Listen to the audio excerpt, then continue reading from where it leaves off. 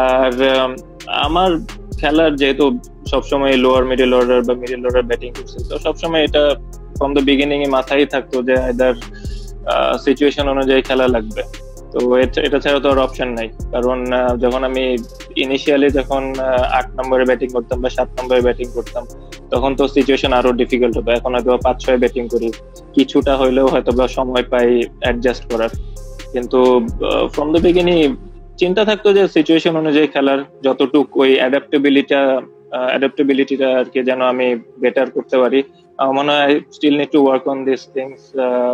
এখনো আমার কিছু অনেক সময় হয়তো আমি ডেলিভার করতে পারি না, but I have to do it consistently.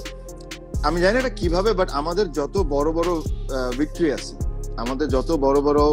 আছে, সামহাউ দি আদার ওয়ে আপনি ক্রিজে থাকেন।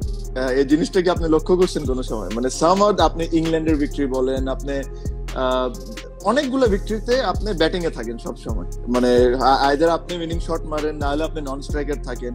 মানে হ্যাভ ইউ, মানে আপনি এই জিনিসটা নিয়ে কোনদিন চিন্তা করছেন? না, আমি এত করি নাই।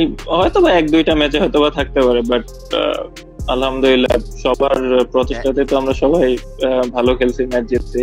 কিন্তু হয়তো বা কয়েকটা ম্যাচে হয়তো বা যেহেতু আমি লেট মিডিল অর্ডার ব্যাটিং করা লাগে, তো ওই সময় হয়তো বা আলহামদুলিল্লাহ কয়েকটা ম্যাচে আমার থাকার সৌভাগ্য হয়েছে আর কি। রিয়াদ ভাই, আরেকটা জিনিস কি, আমাদের দেশে যদি দেখেন ক্রিকেটারদের, ধরেন ওপেনার আপনি খুঁজে পেয়ে যাবেন বেশ কয়েকটা, মিডল অর্ডারও পেয়ে যাবেন, বাট আপনি যে জায়গায় ব্যাটিং করেন নাম্বার 6-এ, হ্যাঁ, অথবা বাংলাদেশ টিমে যে আপনি যে রোলটা, যে ধরেন আপনাকে যে স্লগ করতে হয়, ডিপেন্ড করে যে আপনি, দেখা গেলো আমরা খুব ভালো স্টার্ট করছি, আপনাকে যে প্রথম বল থেকে হয় মারতে হচ্ছে, আর না হলে আপনাকে যে ইনিংসটা বিল্ড করতে হচ্ছে, যে কোনো একটা আপনার কাজ করতে হবে, ফ্লোর সাথে খেলতে হয়।